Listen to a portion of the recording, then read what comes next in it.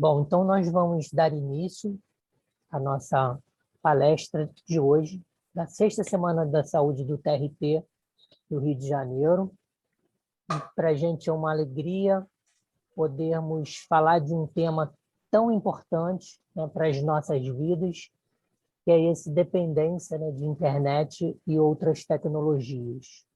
Cada vez mais a tecnologia está nas nossas vidas, né? Nós precisamos demais da tecnologia, mas qual é o limite, né, do saudável? Onde que entra aí? Quando é que começa o vício realmente? Então, para falar sobre isso, nós trouxemos hoje duas psicólogas que atuam na área e estão aqui generosamente participando, deixaram seus afazeres para estar aqui com a gente. A gente fica muito feliz e muito agradecido às doutoras Carla e doutora Carolina, que está aqui nesse momento podendo participar com a gente. Tá? A Carolina, as duas são psicólogas, né? A Carolina é formada também em tecnologia, da informação pela Faculdade de Tecnologia de Jundiaí, tem curso de extensão universitária no Instituto de Psicologia e Controle do Estresse, tem curso de transtorno do controle dos impulsos no Instituto de Psiquiatria de São Paulo, acompanha o grupo de pais do Grupo de Dependências Tecnológicas do Instituto de Psiquiatria de São Paulo, é coautora do Baralho Ansiosamente, Desembaralhando a Ansiedade. É isso mesmo. Quando eu li, eu fiquei na dúvida, mas é um baralho mesmo, que é uma das ferramentas que elas utilizam no trabalho. E atua na área clínica com atendimento online para adolescentes e adultos. E a doutora Carla Cavalheiro, ela é psicóloga clínica de abordagem junguiana, com 30 anos de experiência em consultório, especialista em saúde mental da infância e adolescência, especialista em transtorno do impulso pelo IPQ, orientadora profissional pela Vetor Editora, professora convidada para cursos de especialização em transtornos do impulso, dependência tecnológica, dependência de jogos eletrônicos, tratamento psicoterapêutico de DT, orientação profissional, adolescência e família. É autora de capítulos de livros sobre dependências tecnológicas e é psicóloga colaboradora do grupo de dependências tecnológicas do Programa Ambulatorial Integrado dos Transtornos do Impulso, do Instituto de Psiquiatria do Hospital de Clínica da Faculdade de Medicina da USP. Então, gente, vou passar agora a palavra para elas, para que elas possam se apresentar, falar alguma coisa mais que eu não tenha dito sobre a qualificação delas e deixar à vontade para que elas façam, discorram aí sobre esse tema tão importante para as nossas vidas.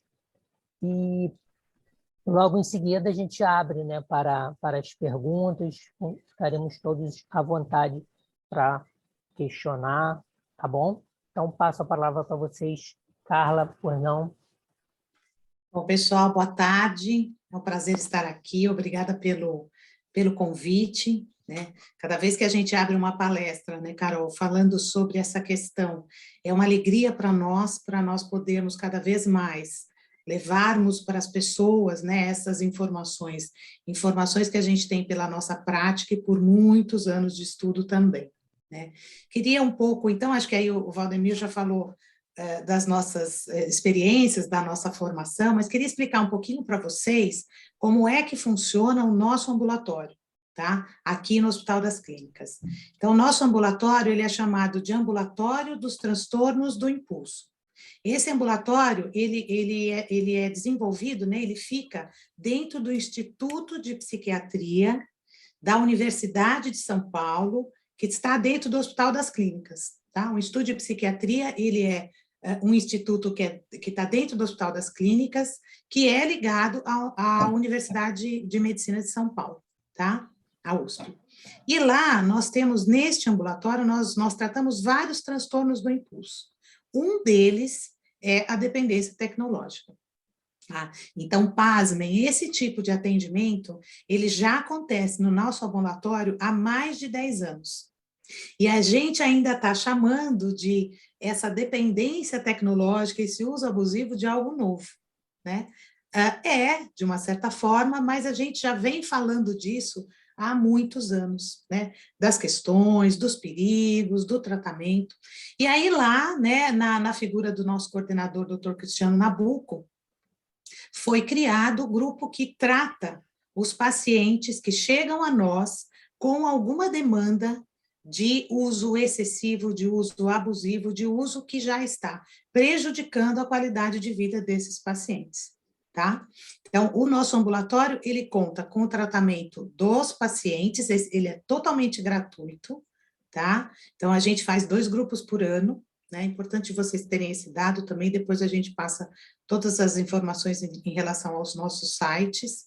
E a Carol vai explicar o tratamento que é feito para as famílias, tá? Então, Carol, se você quiser explicar. Então, agradeço também o convite, a oportunidade de estar aqui falando com vocês sobre esse tema que eu gosto bastante, particularmente. Há alguns anos que eu estudo, mas recentemente entrei na equipe também. Como o Valdemir também já me apresentou, lá no ambulatório, no grupo de dependência tecnológica, eu faço parte do grupo de pais. A Carla, ela até do grupo, ela é responsável pela parte que trata com os pacientes diretamente, mas existem aqueles que não aceitam o tratamento, que não se reconhecem, que isso também é um desafio. Acho que quando a gente fala de qualquer dependência, mas acho que principalmente a tecnológica, por estar tão comum usar a tecnologia, alguns não se veem dependentes, né? Então, para aqueles que o próprio paciente não se identifica, a gente oferece o grupo de pais, então, grupo de orientação continuada, né? Eu atuo junto com a Silvia, que é a coordenadora, e a psicóloga Luciana.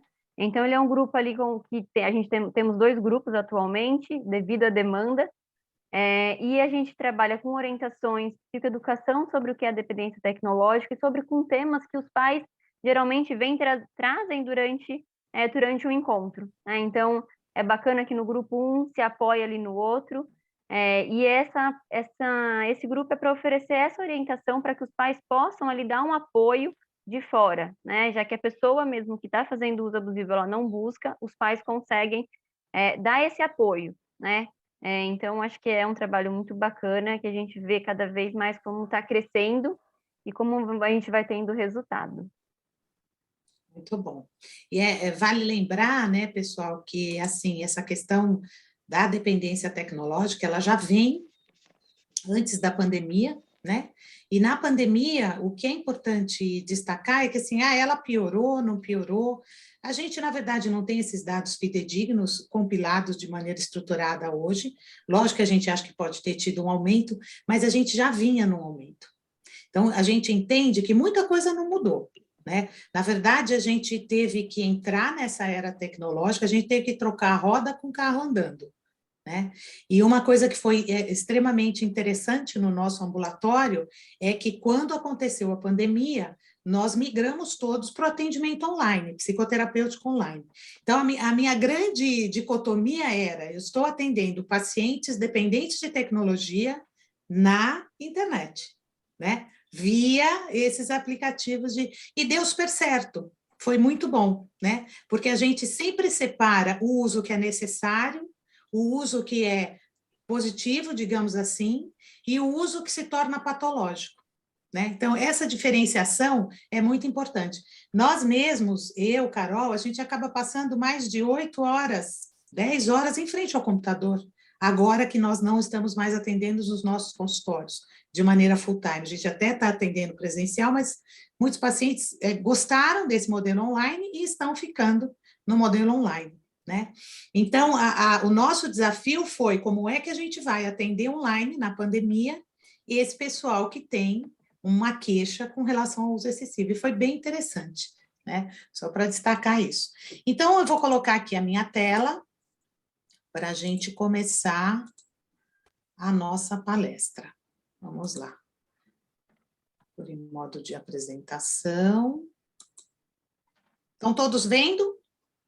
Sim. Ok? Então, vamos lá.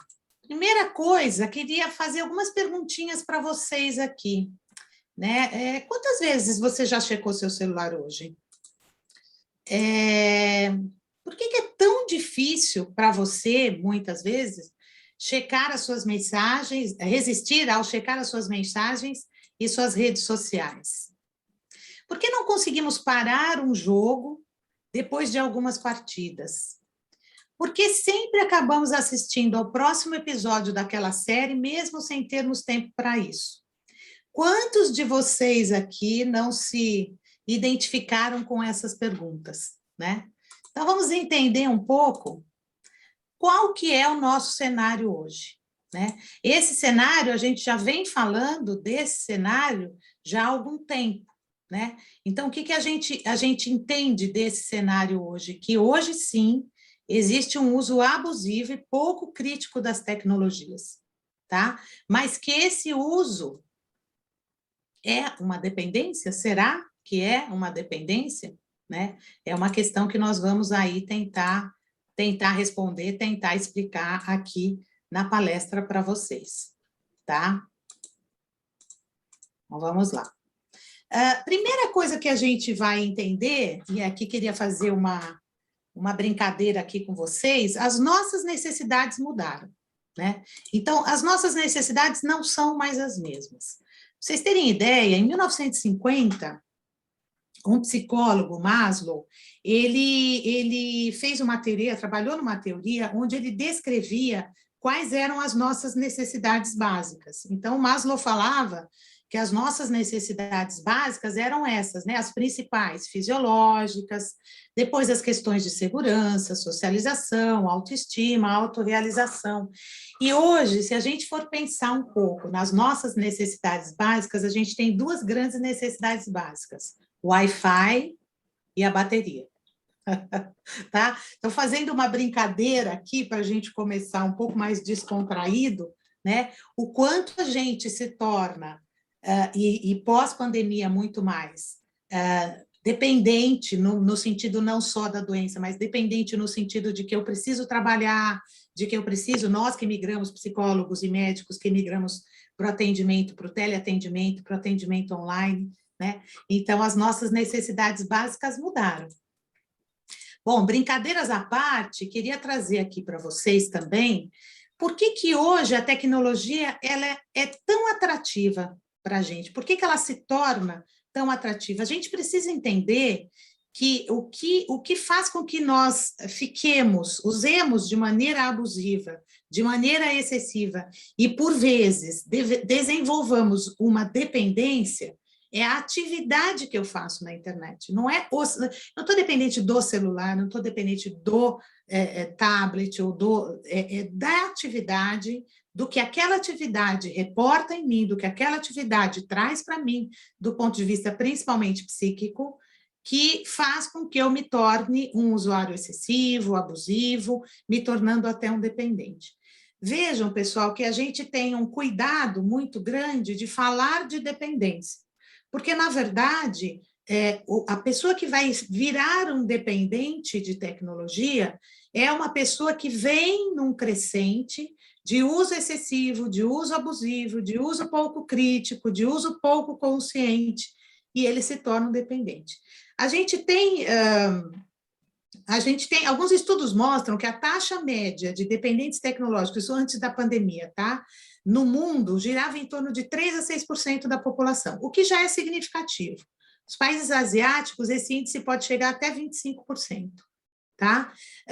Mas a gente sabe que essa população que está dependente tem uma população antes dela, a gente vai falar dos adolescentes também, antes dela, né? Tem um momento aí, antes de se tornar dependente, que é super importante da gente colocar foco, né? Que somos nós aqui. Eu até brinco, né, Carol, lá no nosso ambulatório, que eu acho que todas as escolas daqui para frente, ou já deveriam, mas daqui para frente, deveriam ter uma matéria que se chamasse consciência digital, educação digital, enfim, onde ali eles ensinassem como usar, né, a tecnologia, como usar a internet, os aplicativos, as atividades, como fazer as atividades na internet de maneira parcimoniosa, de maneira autorregulada, de maneira crítica, né?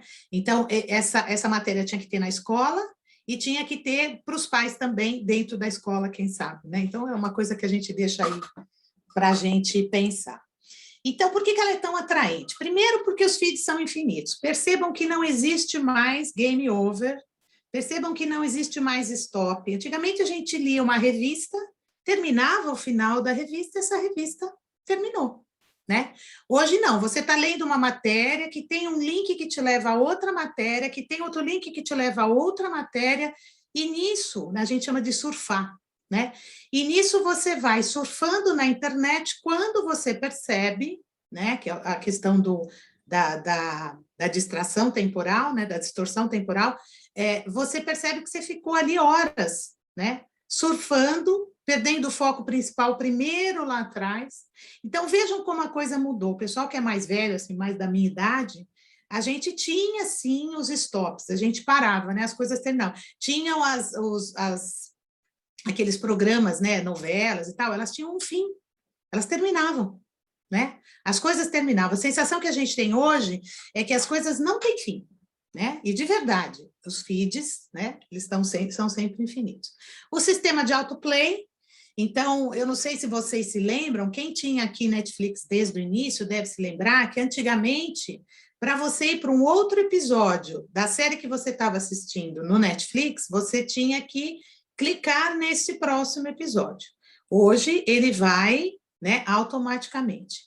E será que isso é feito de uma maneira despretensiosa, sem nenhuma questão por detrás? A gente não sabe, a gente tende a achar, né? E aí tem alguns escândalos na mídia com relação a essas grandes indústrias, né? Mas a gente tende a achar que quando você faz isso, você não dá tempo desse cérebro ter um juízo de valor. Opa, peraí, eu preciso parar de assistir essa série, eu não posso ir para o próximo episódio, porque eu tenho que cuidar do meu filho, eu tenho que fazer um trabalho da faculdade, eu tenho que cuidar da minha casa, né? Você não tem tempo de fazer um juízo de valor. Muitas vezes esse episódio, ele termina com tchananã, com uma coisa de nossa, né? E aí esse autoplay já vem e você já fica engajado, já perde totalmente a sua capacidade crítica, a sua capacidade de regulação, né? Por isso que a gente acha que isso tem que ser uma coisa que tem que ser treinada, que tem que ser ensinada, né?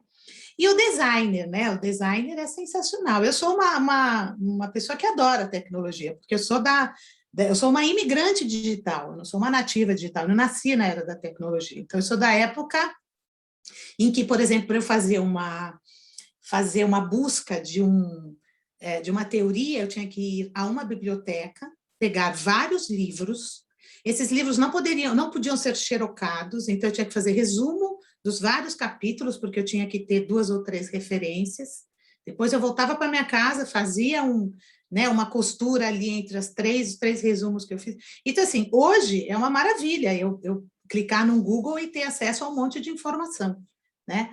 Então, eu sou uma pessoa, que nem a gente sempre fala, nós não estamos demonizando a energia, a tecnologia, muito pelo contrário, né? A gente sabe o quanto, e a pandemia mostrou isso, o quanto ela foi importante. Na nossa área, se não fosse a tecnologia, nós não iríamos poder atender os nossos pacientes adoecidos, né?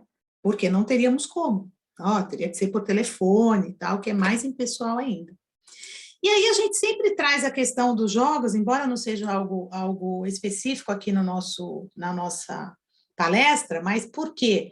Porque os jogos também exercem, né, não só para os adolescentes, mas exercem uma influência sedutora muito grande, né? Então, o que acontece nos jogos? Vai havendo um progressivo distanciamento da realidade concreta, ele vai entrando ali em imersão, a gente fala que é o estado de flow, né? Que ele vai ficando ali, aquele usuário, né, aquela pessoa que está usando os jogos, vai ficando ali muito envolvido e fica muito difícil dele parar, pensar em, putz, eu tenho que dar um stop aqui, eu tenho que parar isso aqui, né? Eles passam a trocar, a preferir as experiências da vida real, e aqui eu não estou falando só dos jovens, não, a gente tem muitos adultos que a gente atende lá, no nosso ambulatório, que são usuários hard, que a gente fala de jogos eletrônicos, chegam a passar 12 horas, 10 horas dia em jogos. São pessoas que trabalham até alguns, tá? Então, vocês imaginam como a vida está sendo negligenciada, né? É muita vida real desperdiçada, né? Então, eles passam a trocar, a preferir a experiência da vida real pela vida virtual. O sistema de alta gratificação que os jogos têm, essa coisa intermitente, essa coisa de eu não sei eu não sei quando eu vou ganhar, mas se eu vou ganhar, isso tudo tem uma influência, uma questão que seduz muito as pessoas que usam os jogos principalmente, né? Então, o sistema de alta gratificação que valoriza a atitude dos jogadores com o objetivo de manter a continuidade do jogo. Então, o que a gente fala é que toda essa indústria que está por detrás da tecnologia é uma indústria que muitas vezes tem sim, né, tem sim um desejo de monetizar tudo isso, né? Tem uma questão aí por detrás que eles estão fazendo ali. O papel deles, que é ali eles têm um produto, eles querem o serviço, eles querem ter o retorno, e nós temos que fazer o nosso papel, nós que somos da área da saúde, nós que somos pessoas que estamos aí podendo propagar as informações de que, olha, esse jeito que você está usando está excessivo, dá uma olhadinha, pensa melhor e tal, converse com o pessoal, com gente que sabe sobre isso. Então, nós ficarmos atentos a esse uso tanto nosso específico como do nosso entorno, né? E agora, queria falar um pouquinho para vocês, deixa eu passar aqui para baixo, como que esse prazer, então, do uso das tecnologias, né, do uso dessas atividades, como que ele funciona no nosso cérebro? Porque assim, então, Carla, todo mundo que usar excessivamente, abusivamente, vai se tornar um dependente? Não necessariamente. Tá? Acontece que algumas pessoas têm mais predisposições do que outras, têm um ambiente mais propício do que o outro, tem questões psicológicas por detrás, mas o funcionamento cerebral é o mesmo em todos, tá? Uma outra coisa que é importante destacar, vocês viram que o nome que nós usamos é dependência tecnológica, tá? Esse nome, ele foi emprestado mesmo das dependências químicas, tá? Por quê? Porque lá atrás, quando começou-se a estudar sobre dependências tecnológicas, a pessoa que é a Kimberly Young, ela já estudava um pouco sobre dependências químicas, sobre dependências de jogos de azar, tá? E ela acabou trazendo algumas informações que foram muito relevantes, que são relevantes até hoje. E aí a gente percebeu, pelos estudos dela, e vários estudos foram feitos depois, que a circuitação cerebral que acontece num dependente químico é muito parecida com a circuitação cerebral que acontece com um dependente de tecnologia, né? Só que ali ele está dependendo de uma atividade. E, logicamente, na dependência química, dependendo de uma substância. Então, a gente fala, nossa, é muito pior a dependência química. Não sei, né?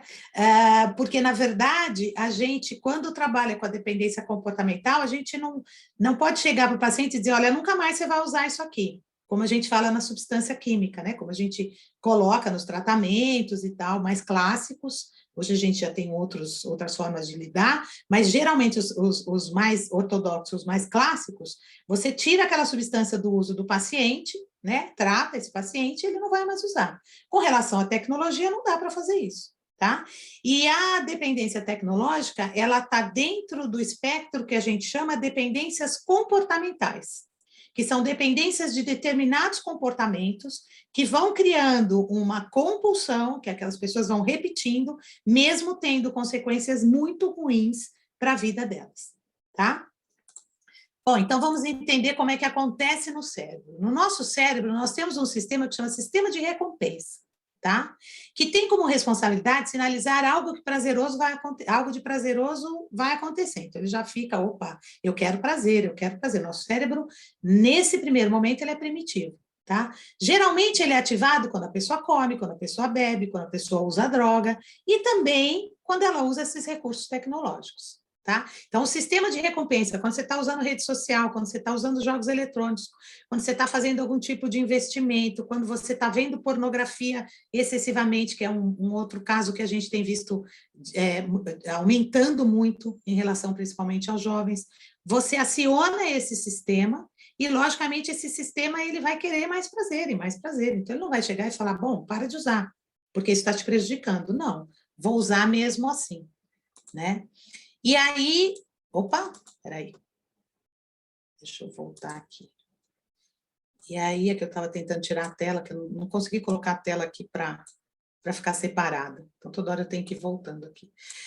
Quando usamos as redes sociais, jogamos um videogame ou assistimos a séries, filmes, ocorre a liberação da dopamina. A dopamina é o neurotransmissor responsável pela sensação de prazer, né? Pela sensação de bem-estar, de prazer. Então, dopamina é ótimo, todo mundo quer, todo mundo tem, todo mundo produz, tá? Só que ela causa uma determinada dependência se você está usando com alguma coisa que pode estar te prejudicando, e aí ela prejudica, né, essa capacidade de você fazer um juízo de valor, tá?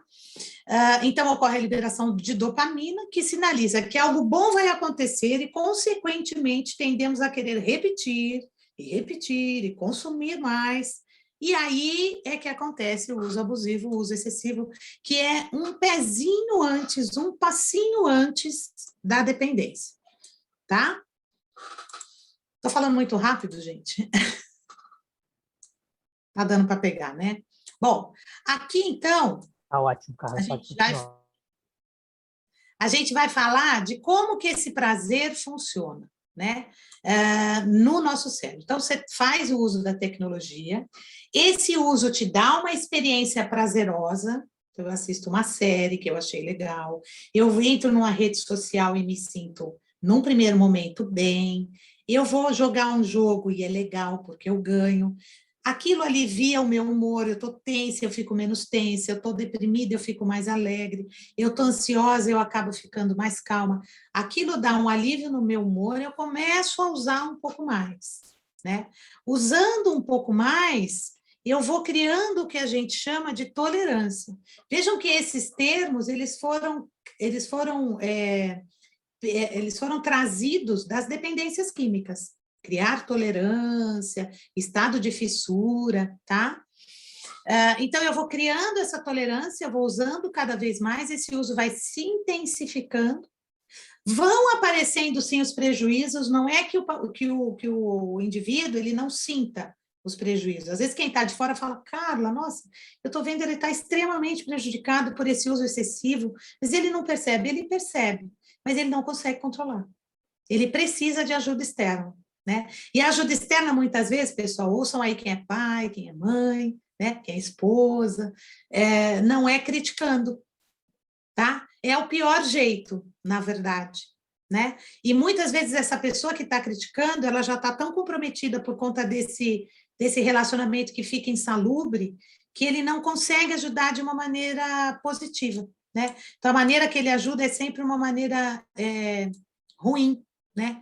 É uma maneira pejorativa, às vezes filhos com os pais, enfim, acaba tendo consequências muito prejudiciais, tá? Então, o que a gente fala, né? Tem tratamento, sim, tem equipes no Brasil inteiro, né? Que hoje, cada vez mais, estão tratando esses dependentes. Agora, com o advento da tecnologia, esses atendimentos eles podem acontecer de maneira online, né? Então, é buscar ajuda justamente quando esse círculo vicioso está muito forte, justamente para você quebrar isso e poder não cair numa dependência. Vou passar aqui para frente. Aí, como é que acontece no cérebro de um adolescente? É a mesma coisa, Carla? Não. O que acontece com o adolescente? Esse cérebro é mais vulnerável. Crianças e adolescentes. Por quê? Porque as crianças e os adolescentes, eles ainda estão com o cérebro em formação. E tudo aquilo que eu der para ele, esse cérebro absorve e esse cérebro vai entendendo como algo normal, natural, positivo, legal. Quer ver um exemplo que a gente dá? Você dá lá para o seu filho de 2, 3 anos o iPad, né, o tablet, para ele assistir Galinha Pintadinha. É inofensivo Galinha Pintadinha, é uma graça, super fofinho. E aí ele fica ali sentadinho, principalmente agora na pandemia, sentadinho, quietinho, assistindo Galinha Pintadinha, no autoplay, né? Ou ele mesmo vai clicando ali, e vê várias vezes, quando você viu, já passou 2 horas, foi ótimo. O que essa criança vai entendendo? O que tem na mensagem subliminar? Eu posso ficar na internet o tempo que eu quiser. E tá tudo bem, é positivo. E esses pais também acabam entendendo isso. Quando esse filho adolesce e começa a usar para outras coisas, porque a internet é terra de ninguém, né? Falando a grosso modo, os pais começam a ficar preocupados e aí eles querem impor um determinado limite, que fica muito difícil para esse adolescente que vem numa toada de uso exagerado e excessivo, sem nenhum tipo de controle. Então, o que a gente indica, e as próprias, existem cartilhas que a Sociedade Brasileira de Pediatria divulga aí pela internet, antes dos 2 anos, nenhum eletrônico para criança. Nem TV, nem celular, nem tablet, nenhum eletrônico para criança. A partir daí, tudo que for dado vai ser monitorado. Mas, para vocês terem ideia, dos 2 aos 5, eles falam para usar 1 hora. Uma hora dia. Né? Que criança que vocês conhecem de 2 a 5 que estão usando só 1 hora dia? É só olhar no entorno, quando você sai na rua, está no elevador, está no play do seu prédio, está no restaurante, né? Não.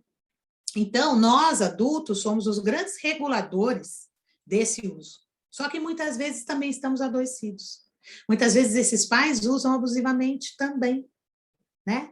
Então, às vezes fica muito difícil deles conseguirem fazer esse controle com as crianças, tá? Mas vamos entender o que acontece nesse cérebro. Então, um dos motivos dos adolescentes serem mais suscetíveis ao vício tem relação com essa área aqui, ó, que é o testão, né, que a gente fala, é o pré-frontal. E outros sistemas neurobiológicos, esse testão aqui, o córtex pré-frontal, ele só vai estar pronto, a gente vai ver aqui, a partir dessa maturação, só vai começar a fechar a partir dos 21 anos. Então, antes disso, é super importante que façamos o que a gente chama de controle parental, de engajamento parental, né? E, obviamente, às vezes a gente tem adolescentes e crianças que não têm o pai, não têm a mãe, mas precisa, eu sempre falo, onde tem uma criança e um adolescente, precisa ter um adulto. Não um adulto castrador, invasor, mas um adulto que se engaja, um adulto que vai conversar junto, um adulto que, se esse filho está jogando um jogo, ele vai querer saber como é que é esse jogo. Filhote, deixa eu sentar aqui do seu lado, joga aqui para mim para ver como é que é. Ah, você está navegando em quê? O que você está lendo? Eu costumo perguntar para os pais assim, você deixa seu filho sozinho numa praça, sem ninguém? Deixa ele lá, sozinho no meio da praça e tudo bem?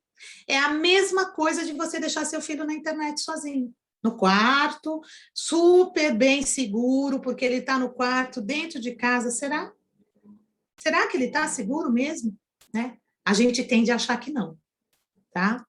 Então, por essa questão maturacional, por essa questão cerebral, os adolescentes são o público que nós mais nos preocupamos, porque é o público mais vulnerável, e muitos dos pacientes que nós recebemos lá no nosso ambulatório, eles vêm já de um padrão de uso de 8, 10 anos, né? Então, às vezes, esse paciente, ele tem 25 anos e ele começou a jogar com 15, com 14, tá? Então, é algo muito sério para se pensar. Então, vamos entender esse uso excessivo, né? Que é um pouco o que eu já fui falando, né? Na verdade, o indivíduo, ele tende a procurar nas ferramentas, nas atividades tecnológicas, coisas que possam suprir, sensações que possam suprir alguma dor ou alguma necessidade psicológica que ele esteja passando no mundo, no universo dele naquele momento, tá? E a dependência é dos sentimentos e sensações experimentadas. Aquilo que as redes sociais, os jogos, as atividades que eu faço na internet dão para mim, são essas sensações que são altamente viciantes. São esses sentimentos que são altamente viciantes, tá? Então, como não se viciar com sensações de prazer, de bem-estar, de bom humor, de se sentir acolhido? Como não? Só que tem todo o reverso, né, da moeda, que é muitas vezes a gente, ao mesmo tempo, e eu vou falar mais para frente quando eu falar de uma pesquisa sobre as redes sociais, muitas vezes a gente começa a sentir o outro lado da moeda. Ao estar usando as atividades da tecnologia, ao estar usando redes sociais, jogos, eu começo a ter sensações muito ruins. Só que muitas vezes nessa hora a coisa já está mais difícil, né? A coisa já está mais instalada, tá? Então, aqui tem um outro fenômeno que é super importante, que é o Fear of Missing Out, o FOMO. Talvez vocês já tenham ouvido falar, né? É a sensação de estar perdendo alguma coisa, né? Então, isso é uma sensação experimentada pelas pessoas que usam redes sociais, pelas pessoas que fazem uso de investimentos online, pelas pessoas que estão vendo notícias ou que trabalham com notícias. A gente, ultimamente, tem recebido lá no nosso ambulatório alguns jornalistas que acabam desenvolvendo dependência tecnológica por conta dessa necessidade de estar a todo tempo tendo informação e se sentindo sempre muito bem informado. Então, a grande maioria das pessoas que já estão num estado de uso abusivo, excessivo e de dependência, elas apresentam esse sintoma que é a fome. Que eles tendem a ficar checando o tempo todo, minuto a minuto, né? Às vezes numa coisa, às vezes não, sempre numa coisa obsessiva, porque tem uma sensação de que eu estou perdendo alguma coisa, de que se eu ficar desconectado, um minuto que seja, alguma coisa vai passar. E vai mesmo, na verdade, vai mesmo, porque a gente não dá conta. A gente não dá conta, né? A quantidade de informação que a gente tem hoje é uma quantidade infinitamente maior do que as informações que se tinha antigamente, né? E muito do que a gente tem de informação não vira conhecimento, vira só informação. Eu vou me informando, me informando, me informando, me informando, e para que aquilo se sedimentize como um conhecimento, eu preciso de um tempo, né? Para digerir tudo aquilo, para elaborar tudo aquilo, e que às vezes esse surfar na internet não vai dando, tá? E aí a gente fala também, né, de quais são os prejuízos psicológicos com o uso das mídias sociais, né? Então, um dos prejuízos que são super importantes é do bem-estar e da saúde mental. Então, eu queria mostrar aqui para vocês essa pesquisa que foi feita em 2017, na Inglaterra, tá? Essa pesquisa pegou jovens de 14, 16 até 23 anos, e eles avaliaram aspectos positivos e aspectos negativos das principais redes sociais usadas por lá, né? Esse estudo, ele transitou pelo mundo inteiro. Na verdade, ele foi super impactante, porque deste estudo, dessa pesquisa, né, eles fizeram um relatório à Sociedade Real de Saúde da Inglaterra e pediu para que lá em 2017 as redes sociais fizessem ações, implementassem ações que pudessem, né, favorecer a saúde mental e o bem-estar das pessoas. Por quê? Porque a pesquisa mostrou que eles não estavam favorecendo. Então, isso foi, né? Agora a gente tem todos os escândalos do Facebook, o filme lá do o documentário da Netflix, Dilema das Redes, né, Cá? Mas isso em 2017, esse grande estudo que percorreu o mundo inteiro, a gente até acredita que o Instagram, ele tirou aqueles likes por conta, lembra que tinha uns likes já, né, somados e tal? Foi um pouco por conta disso, porque nesse relatório eles pediam ações, principalmente porque eles trabalharam com jovens, né? Principalmente para cuidar do bem-estar e da saúde mental desses jovens.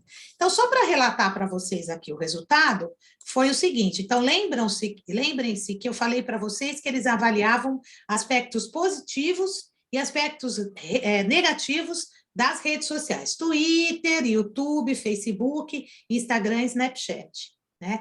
Vejam, pessoal, a gente está falando aqui o nome das ferramentas, não para a gente criticar, mas porque a gente precisa nomear.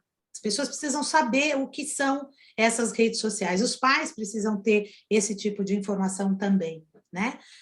E aí a gente viu que, no aspecto positivo desse gráfico aqui, o único que ficou, e acima só 2 pontos, né? Nesse caso, foi o YouTube. O resto, todos eles ficaram abaixo, com aspectos negativos com relação ao impacto do uso deles na saúde mental e no bem-estar dos adolescentes da idade de 14 a 23 anos, tá? E aí, o que ficou com mais baixo, né? Uma média mais baixa foi o Instagram, tá? E o que eles falaram? Que isso é o mais importante. O que eles avaliaram? Que causava mais ansiedade, mais depressão, que incitava uma má qualidade do sono, incitava uma comparação social muito grande, porque o que acontece nessas redes de imagens? Sempre está todo mundo feliz, muito bem, comendo a melhor comida, fazendo a melhor viagem, e para um cérebro em desenvolvimento, às vezes para nós adultos é difícil, ele não consegue entender que aquilo é um pouco uma montagem, né? Que é a sociedade do espetáculo, né? Tudo vira um espetáculo, né? Muitas vezes ele não consegue discernir, e aquilo impacta negativamente esse jovem que está em formação e que vê que está todo mundo fazendo uma determinada coisa que ele não está, né? E a insatisfação com o próprio corpo, que é uma questão bastante preocupante para nós aqui do Brasil, para Estados Unidos, Europa. Então, é algo que a gente tem muito pensado muito, feito muitas pesquisas com relação a entender o que a gente pode fazer para que esses jovens criem, né, uma autoimagem mais positiva, mesmo estando subjugados ao uso dessas redes sociais, né? E o mais interessante dessa pesquisa, que eu sempre deixo para o final, é que, assim, no final da pesquisa, eles pediam para esses jovens darem algumas dicas do que esses aplicativos poderiam fazer para melhorar a qualidade de vida e o bem-estar dessas pessoas. E uma das coisas que mais me chamou a atenção nessa pesquisa é que eles falavam assim, olha, a gente acha, isso foi antes dos filtros, tá? Esses filtros que existem hoje. Isso foi em 2017, não existiam os filtros. Então, eles diziam assim, que agora não tem nem mais o que pensar com relação aos filtros, mas enfim. Eles falavam assim, olha, toda a imagem do Instagram que fosse adulterada, ela deveria vir com uma marquinha d'água, para a gente saber que aquela imagem foi adulterada. Uma coisa os filtros têm de bom, né? Que dá para você ver se usou o filtro, mas também já estou sabendo que dá para você esconder que você usou o filtro. E é engraçado que quando os filtros surgiram, eu falava assim, nossa, mas como aquela pessoa está bonita? Né? E eu não sabia que aquilo ali era filtro, aquele nomezinho. Eu falava, meu Deus, o que será que ela fez? Nossa, vou ligar para ela, vou ver o que ela está fazendo. Então, para vocês terem ideia, o quanto impacta. Eu que faço isso, que sei disso, que trabalho com isso, que vejo isso. No primeiro momento, eu fiquei impactada. Puxa, que demais, ela está super bem, né? Então, para vocês terem ideia, que os próprios jovens, eles têm consciência, porque eles deram esse toque. Olha, deveria vir uma marquinha d'água para eu saber que aquela foto foi adulterada. Não é aquela pessoa nua e crua. Tá? Então, esse é um grande estudo para quem quiser, a pesquisa chama Status of Mind, está na internet, aí em todos os, né, buscadores, tá? Mas aqui eu trouxe só esse recorte. Foi um grande relatório que eles fizeram pedindo ações para o mundo inteiro. E aí a gente tem, né, os prejuízos psicológicos de fato. Um dos grandes prejuízos é a distorção temporal que a tecnologia, que a internet nos traz e que a gente não se dá conta. Quer ver? Você começa a navegar numa rede social, você fala, eu tenho 15 minutos aqui de descanso, eu vou entrar aqui na minha rede social, vou olhar e tal. Aí você tem a sensação, bom, já passou 15 minutos. Quando você olha no relógio, passou 1 hora. Então, o tempo real, ele é diferente do ponto de vista da sensação dele, do tempo da internet. Então, você tem uma distorção de tempo. Você acha que você ficou menos tempo quando você está navegando e está ali nesse estado de fluxo, né? Mas, na verdade, você passou muito mais tempo. O tempo, pessoal, depois a Carol vai falar dos critérios diagnósticos, o tempo é uma questão importante, mas não é a questão principal. A questão principal para a gente detectar que a pessoa está fazendo um uso patológico, um uso que beira a dependência tecnológica, é a qualidade de vida, né? São os prejuízos na vida dessa pessoa. E é quando a gente vê, consequentemente, tem um abuso de horas, tá? E porque entram justamente nessa distorção temporal e no hiperfoco, que é esse estado de fluxo. É aquela coisa assim, você está escrevendo uma resposta no WhatsApp. O WhatsApp é o novo e-mail, né, gente? Vamos combinar. Então, tudo agora é pelo WhatsApp. Só que ele está muito mais à mão do que estava o e-mail. Então, isso é muito mais perigoso, né? E aí, você está ali respondendo um WhatsApp e tal, você entra num hiperfoco, que muitas vezes alguém está falando com você, te chamando, contando uma coisa que você não ouve. E você ouve muito bem, na verdade, né? E você não consegue ouvir. Então, esse estado de você estar em imersão, ele acontece em jogos, em redes sociais. Ele é muito bom, é positivo até, se você tiver o hiperfoco em algumas coisas. Mas ele vai se tornar prejudicial à medida em que você faz esse uso em momentos em que não dá para ter o hiperfoco, né? E a outra grande coisa que venderam para a gente, então a tecnologia chegou e vendeu para a gente assim, a gente é multitarefa. Olha, dá para você fazer um monte de coisa ao mesmo tempo. Eu conheço pessoas, né? A gente trabalha com detox digital, com desmame digital, então eu conheço pacientes meus que trabalham no Note, ficam com o tablet do lado e o celular do lado. Então, a primeira coisa que eu falo, para tudo. Você vai ficar com um aparelho tecnológico só. Tem um que relatou assim para mim, que eu achei que foi o Alconcourt, né?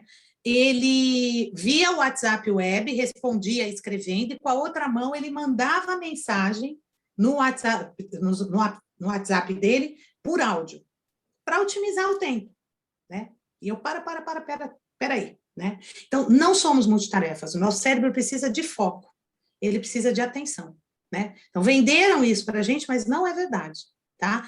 E isso, obviamente, vai criando um prejuízo de que a gente vai achando que a gente vai achando que a gente é multitarefa, a gente vai conseguindo fazer, né? Mas isso tem prejuízos depois incomensuráveis, tá?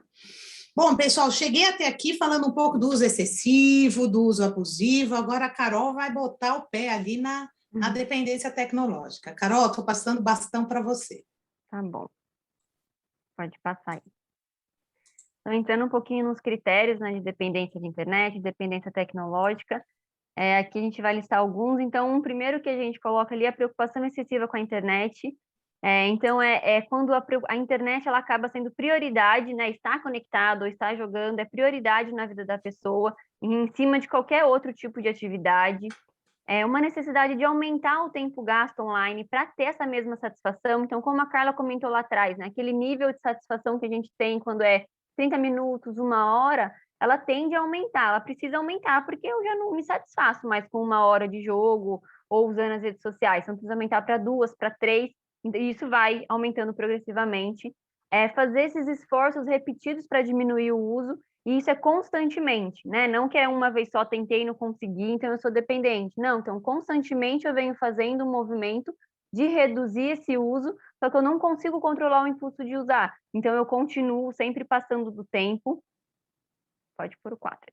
Eu fico irritado, fico desanimado, fico ansioso, angustiado quando eu tenho esse uso mais restringido. Então a pessoa ela não consegue se distrair com nenhuma outra atividade. Então sai a criança ou o adolescente para alguma outra atividade e não consegue se distrair, não consegue ter essa capacidade de pensar em outra coisa, se concentrar em outra atividade, porque o foco é voltado toda hora pensando que poderia estar conectado, ou vendo rede social, ou jogando.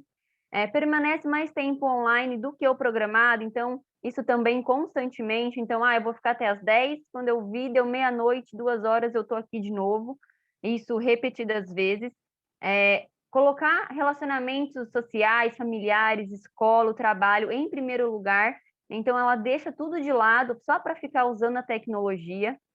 Mentir para os outros em relação ao tempo gasto. Então, na verdade, a pessoa reconhece que ela está usando demais, só que ela acaba mentindo para esconder, por vergonha, ou porque ela não quer ser punida, e aí ela mente para esconder esse tempo que ela está usando. E usar a internet ali para escapar de problemas e regular o humor. E aqui eu quero só fazer um adendo, não é que isso seja necessariamente um problema quando é feito às vezes, né? Sempre que a gente está irritado, que a gente está triste, a gente recorre a alguma coisa para se distrair, para se aliviar. O problema é quando isso é feito de forma constante. Então, eu estou triste, eu estou com raiva, estou ansioso, angustiado, e aí eu recorro à tecnologia para me aliviar. E o problema é que a gente vai vivenciar essas emoções ao longo da nossa vida, ao longo do nosso dia. E a gente precisa desenvolver repertório comportamental e emocional para lidar com essas emoções, e não só recorrer nesses escapes. Senão é o que vai acontecer quando entra num quadro de dependência. Toda hora eu recorro a isso para aliviar essas sensações negativas, porque eu não sei lidar com elas. Né? E aí é onde a gente cai no problema. Pode passar, cara. Alguns outros fatores que podem contribuir para a dependência, né? Então, ali na população adulta, a gente vê a impulsividade, né? Tanto que está dentro do controle dos impulsos ali, como a Carla explicou, aquela parte frontal do cérebro. Então, tem uma dificuldade de controlar o impulso, então ela acaba usando cada vez mais. A insegurança, aquela pessoa que tem essa característica de ser mais inseguro, de não saber se colocar, de falar, de estar no meio de outras pessoas. Então, através da tela e do uso, ela se esconde. Ter o escapismo, que é o que a gente chama, que é fugir, ter essa válvula de escape. Então, alguma coisa está ruim, então eu vou fugir disso para não enfrentar essa situação que me causa essa angústia, uma situação que seja um problema. Então, eu escapo da situação.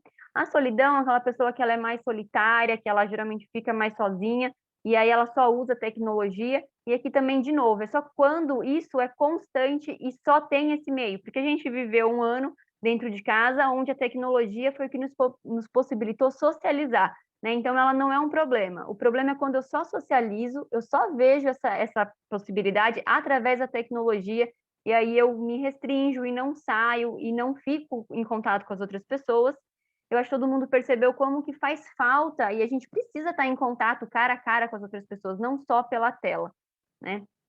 Evitar emoções negativas, que é, de novo, esse escape, de fugir. Então, a pessoa ali, ela não tem essa capacidade, esse repertório, essa habilidade social, que a gente chama, de enfrentar essas emoções. Então, ela sempre vai tentar abafar de alguma forma, e aqui no caso, com a tecnologia.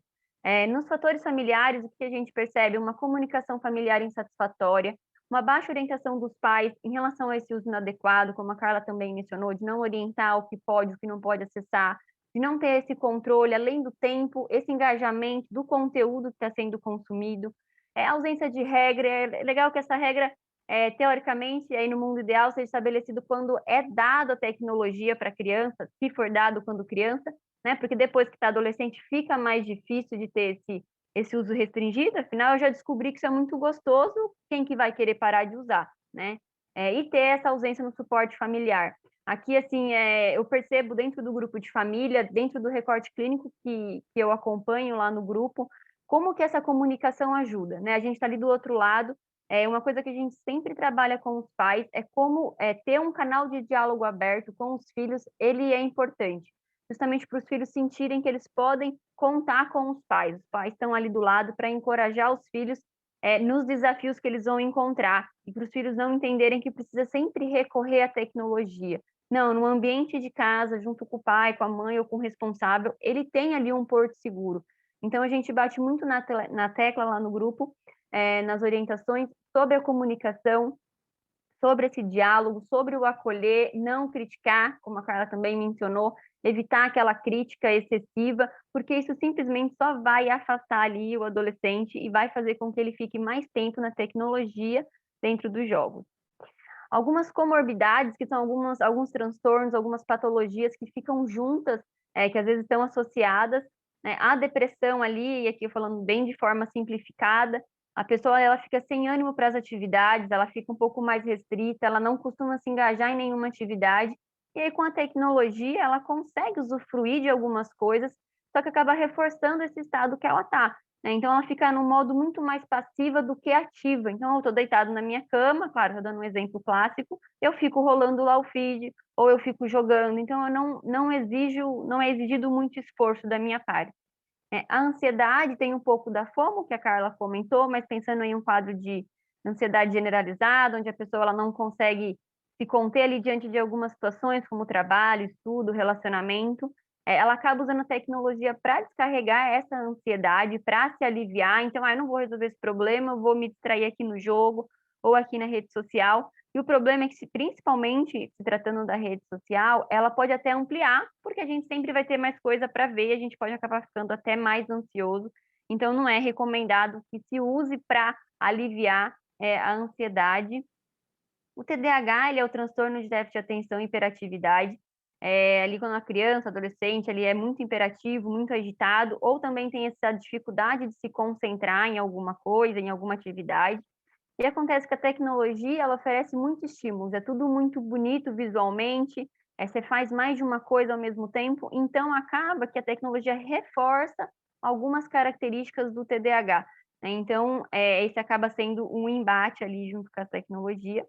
E a ansiedade social, ou a fobia social, é quando a gente tem o medo ali de estar em contato com as outras pessoas, a gente tem o medo de ser avaliado, o medo de ser julgado, eu temo não ter um bom desempenho e por isso eu me retraio. E atrás da tela a gente fica mais desinibido, eu me sinto mais à vontade, eu sei que eu posso sair a qualquer momento, que eu posso escapar dessa situação que me gera desconforto. Então a tecnologia também acaba reforçando um pouco desse quadro da ansiedade social.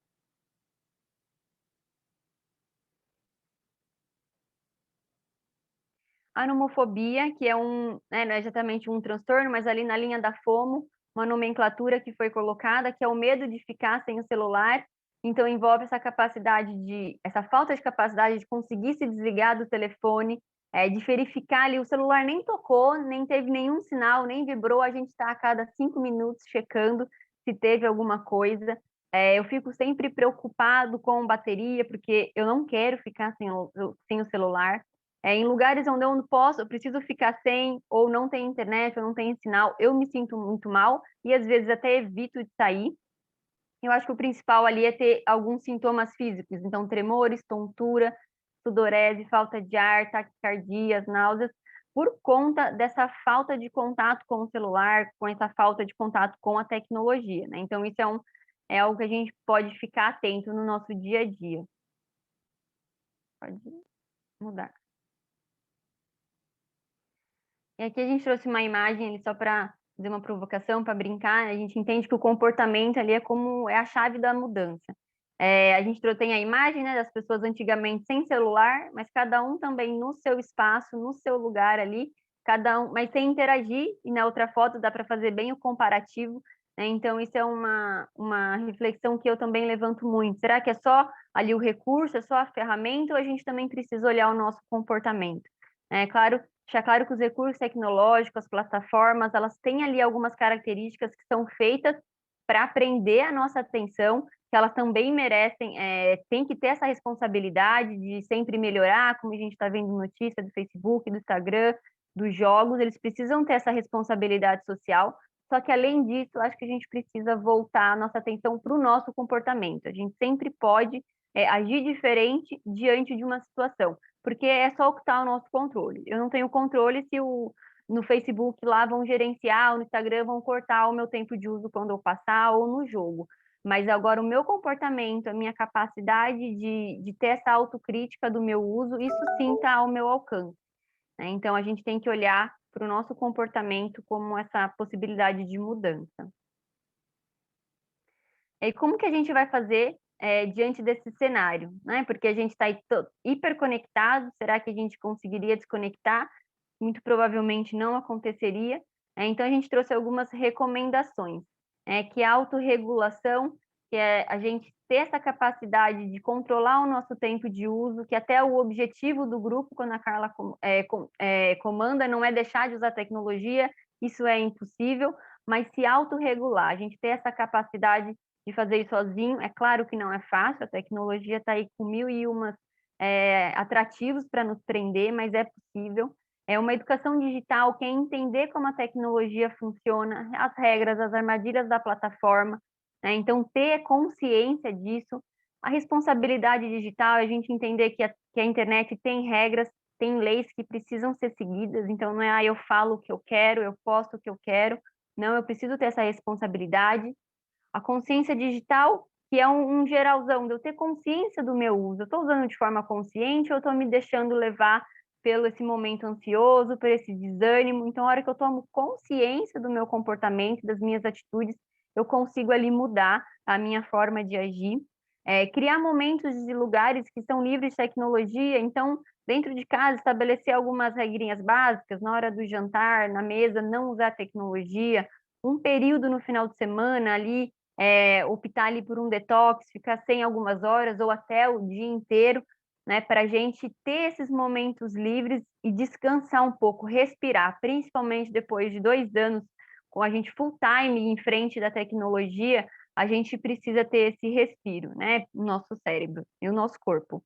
Identificar os gatilhos. Então, o que me faz eu ficar mais conectado? É eu procrastinar, é eu ter tempo livre, é organizar ali uma rotina. Então, eu vou separar um tempo do meu dia para ver as redes sociais, para ver as notificações, para ver os meus e-mails, mas eu vou fazer isso naquele momento. Fora isso, eu vou me concentrar nas atividades. Uma outra dica que a gente também dá é se você estiver fazendo uma atividade que não precisa usar o celular, deixa ele de lado, não deixa ele ao seu alcance. Eu fazia muito isso, eu deixava ele num lugar onde eu não podia ver, eu não precisava se usar, porque isso vai nos impedir de estar toda hora acessando, porque a gente também criou um hábito, né? É um hábito estar com o celular do lado e você pega para ver alguma coisa. Então, a gente ter essas artimanhas aí no nosso dia a dia para facilitar, quebrar os padrões de uso, que é ir reduzindo aos poucos esse tempo de uso. Então, eu reduzo 10 minutos, depois 15, depois 20, e não tirar de uma vez. Na verdade, isso é uma orientação que a gente até dá para os pais, acho que a Carla também, talvez no grupo, né, de não retirar de uma vez do adolescente, da criança que está usando excessivamente, porque isso só vai prejudicar, né? Mas ser aos poucos, para ela ir sentindo essa quebra, né, essa redução, e atenção para não trocar o mundo real pelo mundo virtual.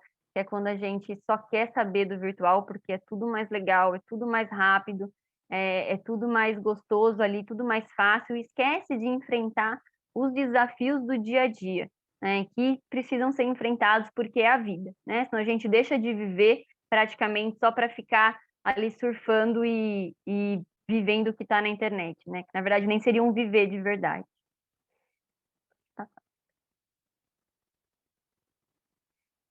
E para vocês saberem mais, a gente deixou algumas dicas aqui de livros, né? Então, o celular como dá um tempo, ele traz algumas dicas práticas de organização, de rotina, de tempo de uso.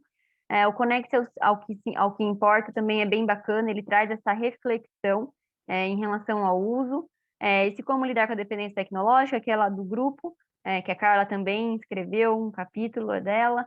E esse Irresistível do Adam Alter, que ele traz todos esses mecanismos da tecnologia, a gente recomenda muito, porque ele é muito bom, acho que todo mundo deveria ler para entender aí com o que a gente está lidando, né? Acho que primeiro a gente precisa entender com o que a gente está lidando para pensar em medidas de enfrentar esses desafios aí da tecnologia. E eu acho que é isso. E aqui os nossos canais, o nosso grupo, tá tudo aí. Os nossos contatos.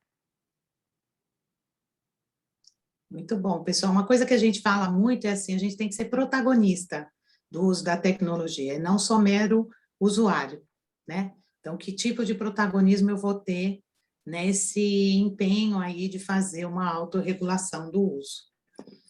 E usar a tecnologia, né? Não deixar que ela use a gente, porque geralmente é o que acontece, né? Inverte ali quem está no comando, né? Tem que ser a gente. Por isso que eu acho que o nosso comportamento ali, essa atenção ao nosso comportamento precisa existir. Então, eu vou interromper aqui o compartilhamento. Gostaria de agradecer a atenção de vocês. Eu acho que a gente pode ficar, se vocês quiserem, 2 perguntinhas, no máximo 3, e aí a gente encerra. Pode ser, Valdemir? Sim, com certeza. Vocês já tinham dito, né, que tinha um horário restrito, realmente, e a gente gostaria de abrir aqui para 2 perguntinhas, aqueles que quiserem fazer, para depois a gente poder se despedir da Carla e da Carolina, porque elas realmente têm um compromisso, elas já tinham dito isso para a gente antes. Alguém gostaria de fazer uma pergunta para elas? Oi, Adriana, Adriana, não. tudo bem? Então, Oi. eu gostaria de fazer uma pergunta, mas, na verdade, eu acho que vou depois entrar em contato com uma delas, talvez, porque pode ser uma pergunta com a resposta um pouco longa, que é como fazer essa difícil tarefa de tentar desgrudar os nossos filhos um pouquinho da tela. Como que a gente faz isso na prática? Como eu sei que a resposta é uma coisa meio longa, é porque eu fico um pouco desesperada com meu filho, porque na pandemia ele ficou muito grudado no computador e só encontrava os amigos ali, então ele falava que ali era a única maneira de encontrar os amigos, que ele não estava viciado, nem dependente, nem coisa nenhuma, que era a única maneira que ele tinha de falar com os amigos era por ali. Então, assim, eu fiquei meio sem argumento para isso. Carol, quer falar? Eu acho que eu vou falar, depois você complementa qualquer coisa. Realmente teria alguns pontos, mas eu acho que primeiro é fazer essa avaliação ali. Em relação aos critérios também, esqueci de mencionar, claro, não é só os critérios, tem uma avaliação que a Carla é feita na triagem, que um especialista precisa falar, mas é principalmente perceber qual que é a função do uso dele, né? Se ele só está socializando ali, ok, mas também ter algumas outras atividades em casa. Então, só que aí vai ter que ter opção em casa também, né? De ter algum momento em família, algum jogo, ou fazer algum passeio que possa ter ao ar livre num final de semana, mas ter outra atividade. O que a gente geralmente fala para os pais é que não é só tirar o jogo, porque tudo bem, desligou o jogo, e aí, o que o adolescente vai fazer? Ele precisa ter algo para colocar no lugar, porque senão ele dificilmente vai ficar sem fazer nada, né? Embora também fosse saudável, mas lidar com o tédio hoje é um desafio também para todo mundo. Mas ter alguma outra atividade, aos poucos ir programando, ir chamando, e vai ser um movimento, às vezes, lento mesmo, porque eles já estão dessa era digital, onde a diversão está toda lá, é diferente da gente que não tinha isso.